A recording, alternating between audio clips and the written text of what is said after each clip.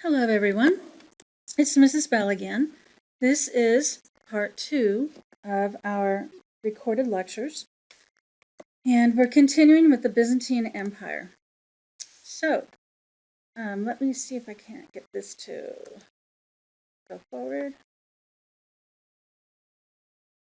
Let's see. Oh, hold on.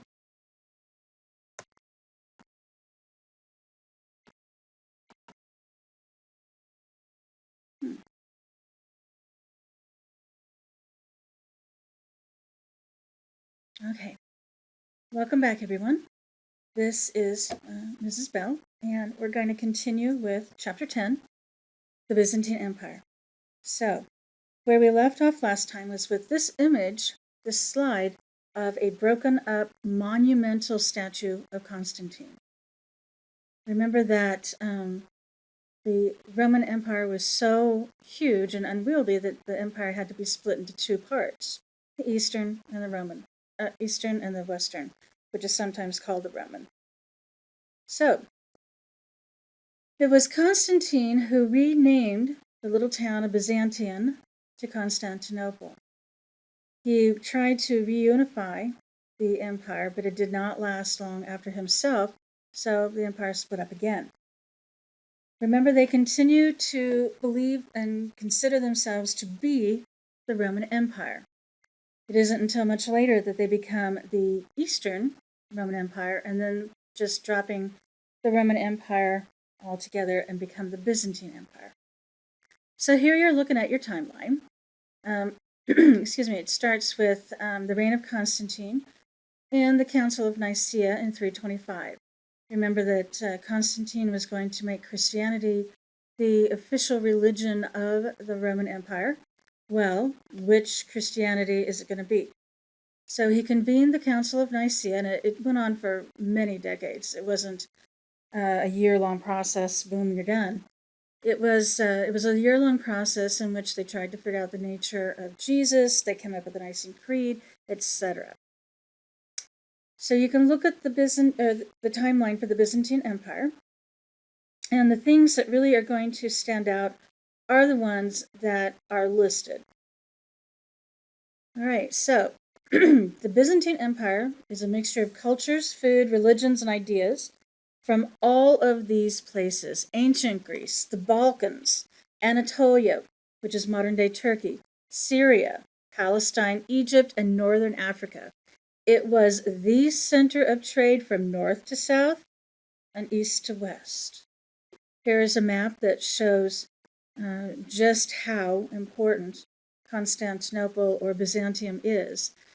The Balkans are the regions around the Black Sea, and you can see that the solid line is Justinian I's Byzantine Empire, and it basically is all of the Roman Empire, but it's going to start splintering and falling apart. Okay. By 1020, it has shrunk down to the pale pink, where it is the boot of Italy, the majority of what is now Bulgaria, Serbia, Macedonia, Thessalonica, Greece, and Asia Minor. Then about 300 years later, it shrinks down to just Macedonia and a little bit of the island where Athens is in. The government is top down. Remember that the Roman emperors believed themselves to be semi-divine. So that is going to carry on into the Byzantine Empire.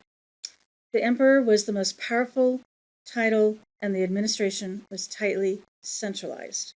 That means that the emperor called all the shots, and he put only those that he truly trusted in his administration. Like I said, he considered himself to be an anointed ruler, which means that he got his authority straight from God. And that's basically what monarchy is about. Anywhere you go, and in just about every country, just about every timeline, if there is a monarch, it is believed that the monarch is special, has special powers, has special blood, and the reason is because God has anointed that monarch to be the ruler over the people. Okay? Now, Constantine considered himself not only emperor, but also obligated to play an active and prominent role in church matters. So he was not only the emperor, but he also considered himself to be the head of the church. This is called Caesaropapism. The emperor was above the law, had absolute power and authority in military, political, judicial, financial, and of course, religious matters. This is a mural from the San Vitale Church in Ravenna, Italy. And I want you to take a look at the feet. So we've got Justinian in the middle. He's the one with the halo holding a basket. And his feet are decorated and stepping on one of his administrators in the back. Now let's count how many people are in this image, how many figures there are. So we've got, starting from right to left, we've got someone holding a brazier. So he's probably a religious specialist. Someone holding a book, most likely the Bible. Someone holding a crucifix. Someone kind of tucked in behind there. Then we have Justinian. Then we have two probably administrators, part of his administration. And then tucked behind them, we have 1, 2, 3, 4, 5, 6, 7, 8, 9, 10, 11, 12, 13. Yes. So we've got 6, looks like soldiers, military, tucked in behind there. They're the ones behind the shield. So we've got Justinian and we've got 12 other figures. What do you think Justinian is trying to portray or trying to communicate? What's his message here? First of all, he's got a halo and he's got a basket of something, probably a loaf of bread. So do you think maybe he has put himself up to the equivalency of Jesus? And then he has his 12 disciples. Interesting. So Justinian ruled from 527 to 565, and his empress was Theodora. Theodora was, she was a very strong, assertive woman. She stood by her man, and she kept him in power in many instances. They built up the imperial capital of Byzantium. They quashed the rumblings and riots concerning the high taxes he used to pay for the building. In fact, there was a riot at one point, and he was ready to run. And Theodore said, "Oh, no, you're not going to run. We are emperor and empress. We are God's instruments here on earth. We do not run." They're the ones responsible for the Hagia Sophia, and of course, Justinian's Code. Now, remember those 12 tables that I handed out before spring break? What he did was he took those, plus all the local codes and laws. He reduced the redundancies and inconsistencies, and he created what is called the Ius Codex, or Justinian's Code. Now, this is going to be so helpful to run an empire. He also had a general named Belisarius, who during Justinian's reign was able to hold on to Italy, Sicily, northwest Africa, and southern Spain. So if we go back to this map and we see that solid reddish pink line, it is because, in part, is because of General Belisarius that Justinian was able to hold on or create or unify what was formerly the Roman Empire. Okay. Here is the external and internal view of the Hagia Sophia. It was taken over by the Ottomans, of course, and turned into a mosque.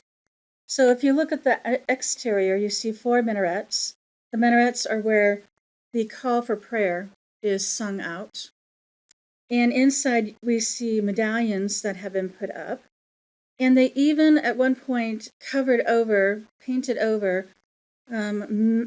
all of the images that had people in it. It was okay to have the beautiful scroll work, the beautiful calligraphy, but it was not a good idea to have human figures in a holy place. Now, Islam was not against painting human figures, it just was inappropriate in a mosque. And quite recently, it has been taken over again by the Muslims in Turkey.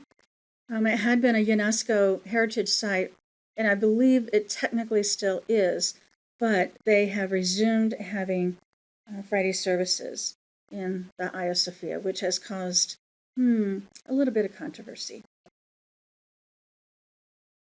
Okay, now, after the problems with the barbarians, the Sassanid dynasty in Persia was now the major threat to Byzantium. So if you take a look at this map, the Sassanid Empire, which is Persia, we have already gone over that, is in orange. And the Byzantine Empire is in green. Little by little, the Sassanids are going to take over Byzantine territory. After the Sassanid dynasty falls to the Islamic conquerors, new Islamic states gradually took back the territories and began to take over lands around Byzantium itself. So, this is the end of part 2, and I will get this published and get it on for you so that you can read it or listen to it. Sorry.